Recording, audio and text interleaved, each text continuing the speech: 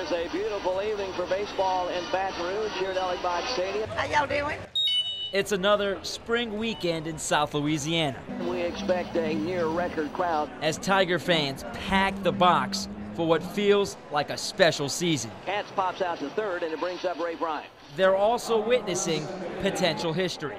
Rhymes leads the nation in hitting at .497. There's a little blooper out into right center field, and it's going to drop in for a base hit. Rhymes has more multi-RBI games this year than strikeouts.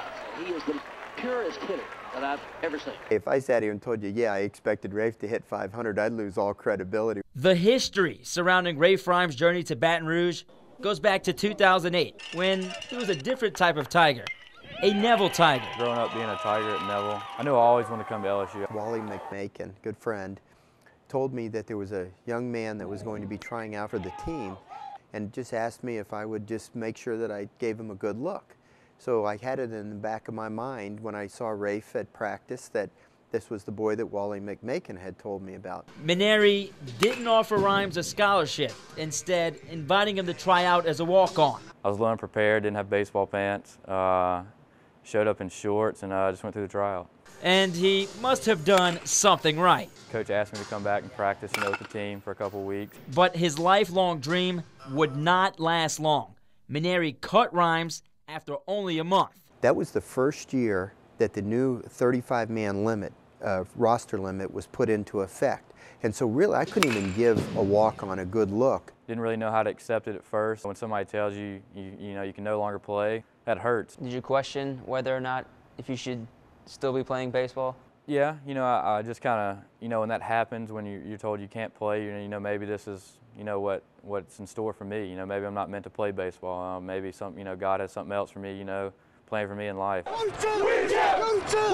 Meanwhile, a national championship was in store for the team that cut him. I was like, man, how awesome would that be? I could have been there. It's just something, that's a little bittersweet. Rhymes spent that year just as a student, but that would change in the summer of 2009. I'm at the beach. I get a call from a number that I don't know, and it's Coach Willis from LSU Eunice. I knew right then that was my chance, to get back into baseball. He kind of weighed his options and made a phone call back to us and said he would love the opportunity, and then he decided to come over here. Rhymes earned his stripes as a Bengal, batting .483 with 98 RBI en route to JUCO National Player of the Year honors. He also led his team to a Division II Junior College National Championship. He had Nintendo numbers is what I call them, something that's just absurd. It was almost a year that we would watch him play, and you couldn't really believe it was actually happening. The Player of the Year, that was great, but to go over there and win is something, I'll never forget. But his love for Tiger Town still remained, and a few months later,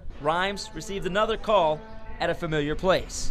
I was at the beach, again with my family. We were just, having a good vacation. It was a call from Coach Mainieri, and it kind of, caught me off guard. On my way back from the beach, I stopped in Baton Rouge and had a meeting with Coach. And what was said in that meeting, and what was it like? Just kind of talked about my year at Eunice. It was a real good meeting, just got to meet with him again. It was great. Then at the end of the meeting, he offered me a scholarship. Rhymes hit .360 in his first year with the Tigers, but LSU failed to make a regional. However, that was the least of his worries. Rhymes needed Tommy John surgery on his right elbow. That was pretty tough, I'm not gonna lie. I had never dealt with, an injury. I didn't really want to miss any fall ball or anything. I knew that was gonna set me back, but I knew it was best for me, so the doctors encouraged it and I went with it. Blessing might be an understatement. This season, Rhymes has done the undoable, hitting .503 so far.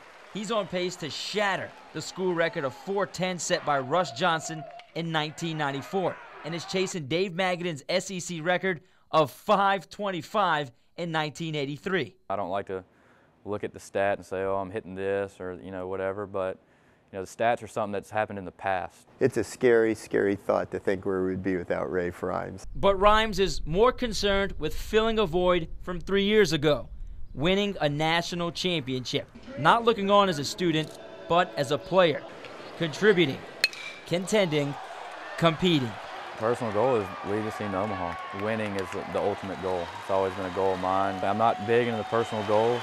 Definitely leading a team to Omaha would be the biggest goal.